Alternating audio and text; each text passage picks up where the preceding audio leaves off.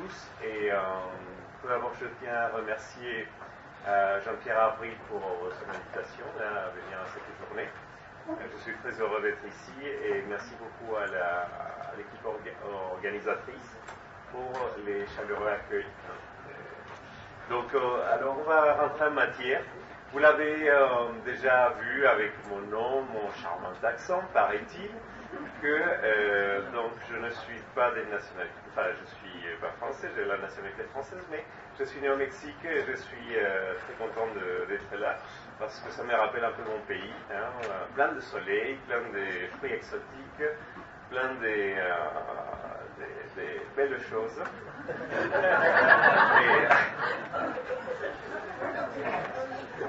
Et donc, avec tous ces goûts que j'ai pour les bonnes choses de la vie, j'aimerais bien vous contagier de mon enthousiasme et de vous parler un petit peu de ce que je fais. Parce que la personne que vous avez devant vous, là, votre serviteur, n'est pas un spécialiste de microalgues. Alors, où est-ce que c'est les clous de cette histoire? Vous allez le comprendre là très vite. Alors, tout d'abord, j'aimerais bien donc me présenter. Je travaille à Toulouse. Je suis professeur donc à l'Institut national polytechnique et je travaille en particulier à l'École nationale supérieure des ingénieurs en arts chimiques et technologiques. Hein, donc, on est des artistes de la chimie. Alors, en tant qu'artiste, là, je me produis en scène dans le laboratoire de chimie agro-industrielle qui a comme finalité de faire des valorisations non alimentaires des productions agricoles. Donc on prend différentes biomasses, donc à l'occurrence, ça peut être du côté agriculture purement, donc des cultures dédiées. On peut prendre les déchets de ces agricultures, soit dédiées ou soit des agricultures pour l'alimentaire, et puis les transformer en des produits utiles, des matériaux, des bioproduits, etc. Alors tout cela avec un esprit qui est la valorisation intégrale, tout dans une plante. Alors ce petit schéma du tournesol éclaté est très représentatif de un peu ce que nous faisons. C'est-à-dire qu'il y a beaucoup de laboratoires qui s'intéressent effectivement donc à l'utilisation des produits d'origine renouvelable pour faire beaucoup de choses intéressantes. Par exemple, ils s'intéressent uniquement à la partie noble de la plante. Ici, par exemple, dans le cas du tournesol, ça serait la graine. Et là, on extrait l'huile et on fait des choses intéressantes. Et ça, c'est bien, mais ce n'est pas assez. Il faut s'intéresser également à valoriser le reste de la plante. Parce que vous obtenez un kilo d'huile végétale pour faire 1 kilo de bioproduits en question. On produit à côté minimum 7 kilos de matière végétale, 7 kilos en base de matière sèche, qu'il faut valoriser autrement. Donc le tournesol, qui est une culture propre d'Europe du Sud, beaucoup à Toulouse, a été un de nos produits clés. On a fait beaucoup de matériaux, donc à partir de la tige, des feuilles, et avec les tourteaux, on fait des plastiques injectables, enfin on fait des choses merveilleuses. Alors donc, c'est dans cet esprit des valorisations complètes d'une production agricole, d'une plante en particulier, qu'on a bâti le concept donc de agro-raffinerie, sur le modèle des raffineries pétrolières, donc, dans lesquelles toutes les molécules sont cassées, valorisées de façon différente. On va faire pareil donc avec les productions agricoles. Tout cela pour obtenir quel type de produit? Les mêmes produits que l'on peut obtenir à partir du pétrole, il n'y a pas de raison. C'est tout simplement faire un changement de la matière première. Et les molécules que la nature nous donne, ce sont des molécules assez riches. Certaines sont déjà toutes prêtes à l'emploi. D'autres, il faut les bâtir, les construire à partir donc, des transformations chimiques, biochimiques. Et nous, on joue beaucoup sur la partie chimique. Alors, pour vous donner un aperçu dans notre laboratoire, toutes les thématiques que l'on peut couvrir, vous le voyez dans cette diapositive, on va depuis des molécules qui sont très précises, très très ponctuelles de pigments, des huiles essentielles, etc., en passant par les matériaux et jusqu'à l'analyse des cycles de vie, ce qui est très important dans la conception de tout bioproduit. Hein. Ce n'est pas parce que ça vient des plantes que c'est forcément bien pour l'environnement. Donc ça, il faut le valider à toutes les étapes. Bien, donc avec ça, donc, je finis un peu les introductions pour que vous compreniez ce que l'on fait. Et alors la transition avec les microalgues, elle est où? Alors, parlons un peu donc de ces fameux biocarburants. Les biocarburants, donc je ne vous apprends rien, à l'heure actuelle, il y a beaucoup de controverses pour les biocarburants dits de première génération, c'est-à-dire ceux qui sont issus directement des parties nobles de la plante. Les huiles végétales, on les transforme en biodiesel. Les sucres, l'amidon, on les transforme en bioéthanol. Bon, ces parties nobles de la plante s'empiétinent sur l'alimentaire. Et donc, c'est une des raisons principales pour lesquelles elles sont pointées du doigt. Mais aussi parce que les bilans généraux, les bilans carbone, ce n'est pas forcément ce qu'il y a de mieux. Donc, voilà, il y a toute une controverse. Ce qui fait qu'à l'heure actuelle, il y a beaucoup de développements, quelques unités industrielles, petites, hein, mais cela est entendu que dans les prochaines 5 années, il y a une explosion de cette technologie pour le biocarburant de deuxième génération, dans lequel on utilise des parties dites non nobles de la plante, en l'occurrence tout ce qui ne se mange pas. Nous, on ne mange pas la cellulose, hein, on n'est pas des vaches, enfin, je m'appelle Vaca, mais ce n'est pas possible. Et donc, cette cellulose, on peut la transformer directement, parce que la cellulose est un polymère de glucose, on peut le décortiquer, arriver au glucose, et avec ça, on peut le fermenter pour faire de l'éthanol. Ou bien, on peut faire donc des transformations thermiques, hein, on le met à pyrolyser un petit peu, et donc on obtient un mélange de gaz, hein, monoxyde de carbone, hydrogène, et ça, ce sont des pièces de Lego hein, que tout chimiste serait content d'avoir, parce que ça nous permet donc de bâtir des molécules plus complexes relativement facilement, et donc de bâtir à nouveau des hydrocarbures pour le biodiesel. Alors, donc, avec n'importe laquelle de ces deux méthodes, c'est vrai, c'est mieux, mais actuellement, donc, on est en train déjà de se lancer dans des biocarburants de troisième génération, dans lequel la matière première, ce n'est plus la cellulose, ce n'est plus les polymères que la plante nous donne, mais pourquoi pas directement les CO2. À partir donc du dioxyde de carbone, arriver donc à un processus photosynthétique, parce que là, ici, on va profiter de ce que, enfin, de l'énergie solaire qu'on nous donne, et ici, on en a tout ce qu'il nous faut, ici à l'île de la Réunion, donc transformer en hydrocarbure. Est-ce que vous avez une petite idée hein, de qui va s'en occuper de faire ça? Je pense que vous l'avez deviné, donc c'est là que les microalgues rentrent pleinement donc, dans cette activité. Alors, ces microalgues, effectivement, sont un organisme unicellulaire, ou en tout cas très petit, que l'on cultive. On va parler des cultures, parce qu'on peut les cultiver dans des bassins dédiés.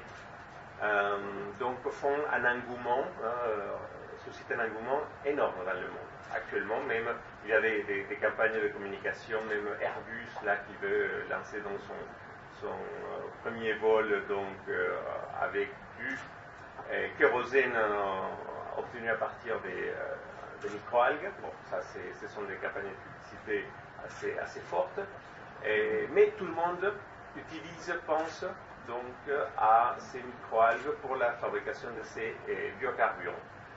Et ça, c'est la couverture de la revue de l'American Oil Chemist Society, donc tous les chimistes américains qui s'intéressent aux huiles végétales. Là, on parlait souvent du soja, du tournesol, d'autres cultures. Là, actuellement, donc, la une de ce type de magazine est occupée par les microalgues. Alors, microalgues, pourquoi pas les utiliser donc comme une source de biomasse au même titre que ce qu'on avait vu pour les cultures agricoles. On peut faire donc une raffinerie avec ça, oui, parce qu'il n'y a pas que les huiles végétales qui peuvent être produites par les microalgues. Donc on peut, à partir de tous les composants, et il y en a donc des polysaccharides, il y a des protéines, etc., on peut obtenir donc les dérivés, soit par obtention, on va les isoler et les purifier directement, soit on va les transformer un petit peu chimiquement pour obtenir tous ces produits, les mêmes produits qu'on peut faire avec n'importe quelle biomasse. Mais en plus, donc, on va réserver une petite place pour de nouvelles applications, en profitant du fait que ces organismes unicellulaires, qui contiennent très peu de cellulose, puisque bon, la paroi cellulaire par rapport au contenu de la cellule est assez faible, contrairement aux plantes agricoles qui contiennent beaucoup d'éléments de structure, hein, comme la cellulose. Donc, ici, on se retrouve donc avec des organismes qui sont très concentrés en métabolites secondaires et en molécules qui ont des caractéristiques très intéressantes pour les produits pharmaceutiques. Il y a même des molécules qui ont prouvé qu'elles sont antiviraux, qui sont des molécules anti-cancer également. Donc, on va réserver dans notre algoraffinerie un espace donc, pour ces types d'applications. Alors, qui dit microalgues dit des centaines et des centaines d'espèces différentes, et ça serait donc impossible de tout recenser, mais c'est vrai qu'il y en a certaines qui sont déjà exploitées. Et donc ici, j'espère dans la salle, il y a quelques déjà entrepreneurs qui les exploitent, m'a-t-on dit, donc qui seraient aujourd'hui dans la salle. J'espère les rencontrer tout à l'heure et en débattre. Et donc il y a certaines de ces microalgues qui sont connues, utilisées et qui sont assez variables, assez vastes. Il y a des microalgues comme les rouges qui sont là sur la photo, qui sont très riches en carotène. Ces pigments-là qui, en réalité, c'est très intéressant parce que c'est un précurseur d'une vitamine. Il y a, par exemple, cette couleur aussi, on en profite, on donne ces algues-là pour l'alimentation des saumons, là, lorsqu'on le fait en culture, là, pour qu'ils prennent la couleur rosée, certains oiseaux, etc. Il y a des algues qui sont plus pour l'alimentaire humain, comme Atrospira, mieux connu comme spiruline, parce qu'elle est très riche en protéines, donc certains peuples se font des jolis gâteaux, des biscuits avec, et c'est très bon, sinon en capsule, en comprimé, et ça fait, ne serait-ce que déjà, par la concentration en oligo-éléments, ça fait un complément alimentaire assez intéressant.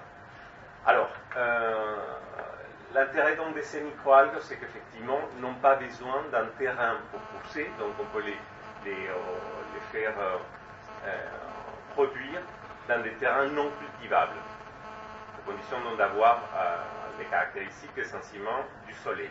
Soleil, ou sinon, il y en a aussi des gens qui les cultivent sous lumière artificielle. Bon, le bilan énergétique, là, à ce moment-là, il peut être mis en doute un peu, mais bon, on fait avec les moyens du bord. Et sinon, également, il y a par exemple en Aquitaine une société qui fait des microalgues dans l'obscurité. C'est-à-dire, ils n'utilisent pas de processus photosynthétiques, c'est tout simplement des micro-organismes qui prennent des sucres, on leur donne c'est comme une fermentation en quelque sorte, on leur donne une solution sucrée, et donc ils se reproduisent. Bon, c'est un peu moins intéressant d'un point de vue énergétique, au bilan cycle de vie, mais pourquoi pas. En tout cas, on peut les cultiver certes dans des petits récipients au laboratoire, mais l'objectif c'est de les faire en grande quantité. Lorsque c'est des grandes quantités, on parle donc de les faire pousser dans des piscines olympiques, Donc 50 mètres de long, et ça tourne, ça pousse, on les collecte en continu, c'est très bien. Donc tout ce type donc, des réservoirs sont ceux qui sont utilisés donc, là où l'espace est disponible.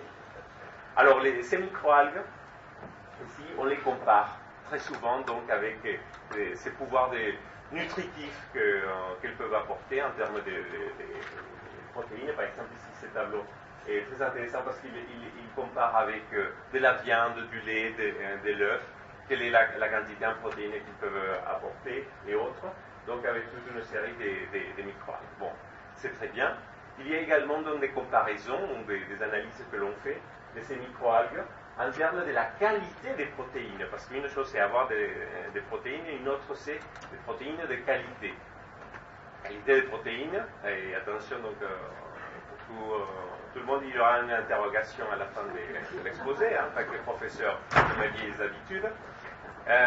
Donc il y a certains acides aminés qui sont plus intéressants l'un ou l'autre, et donc il y a des évaluations de ces microalgues en termes de ces qualités des protéines.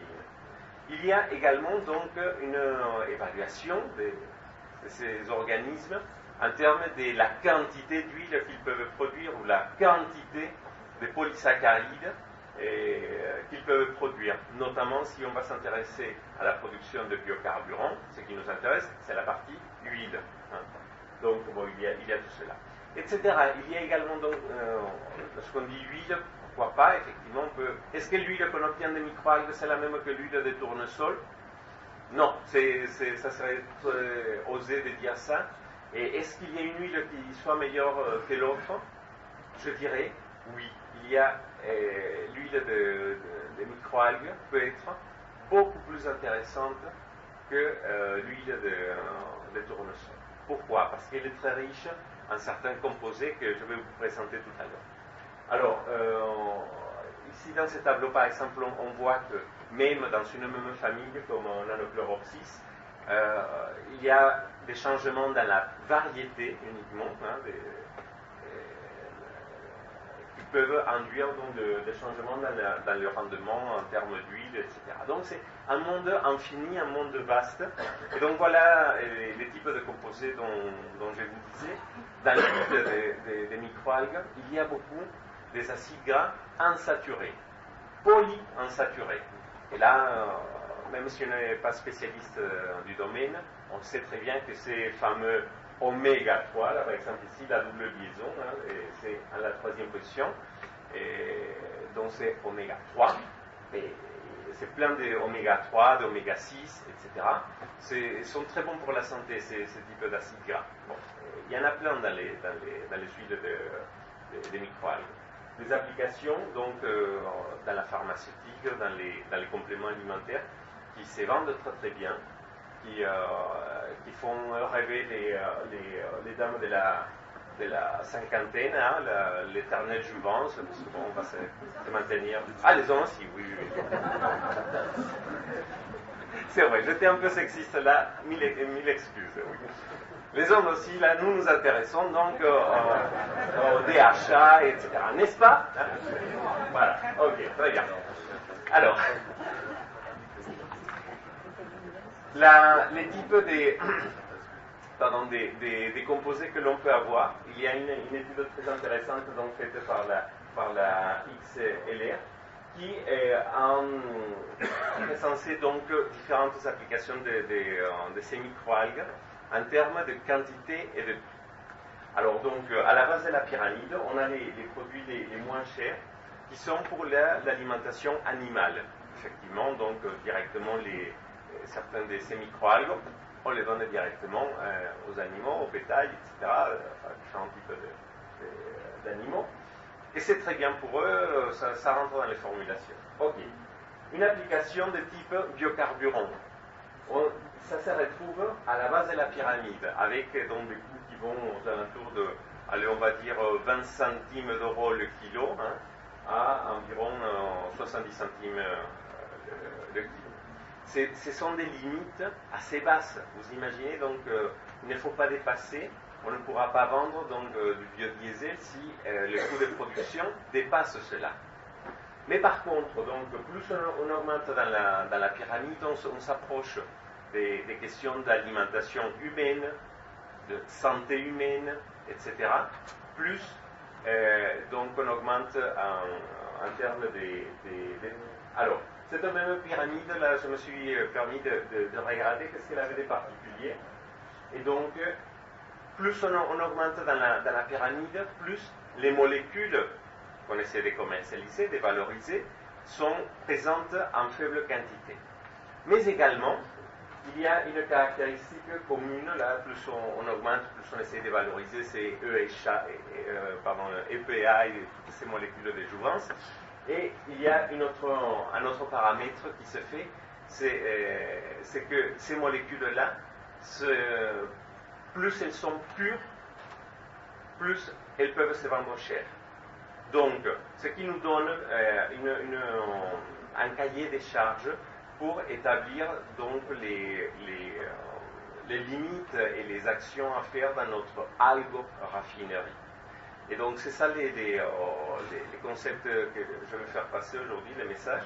C'est qu'il ne faut pas faire des microalgues pour produire uniquement du biocarburant ou pour faire uniquement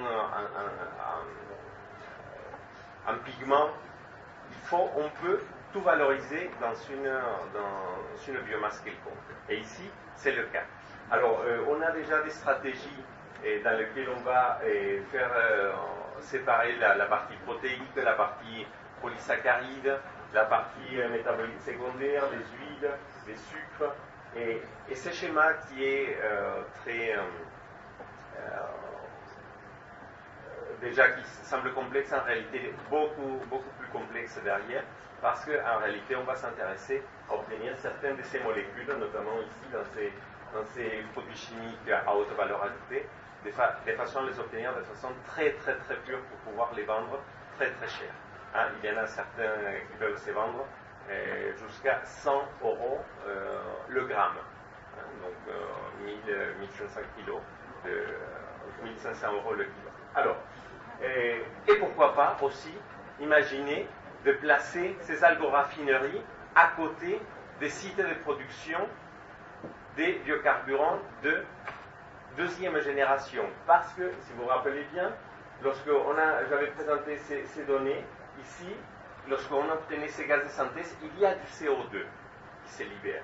Lorsqu'on a des fermentations, il y a du CO2 qui se libère.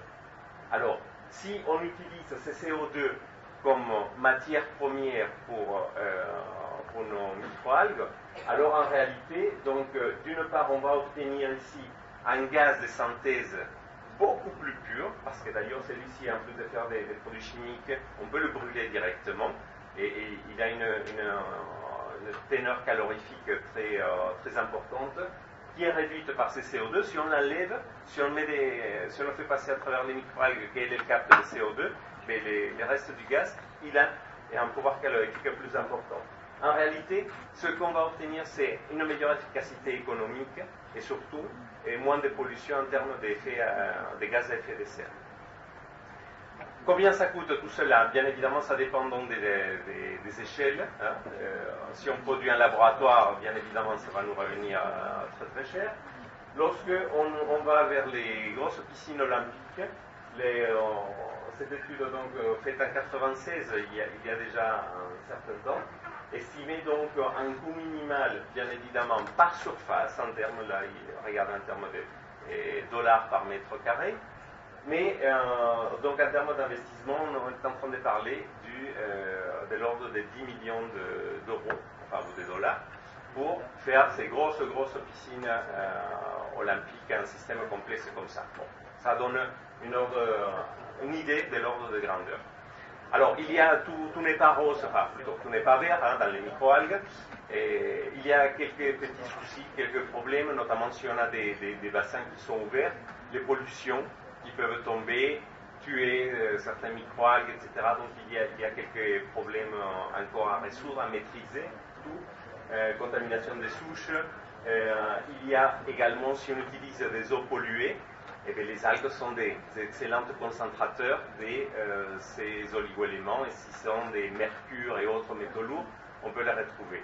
Donc il faut se réunir de toutes ces compétences.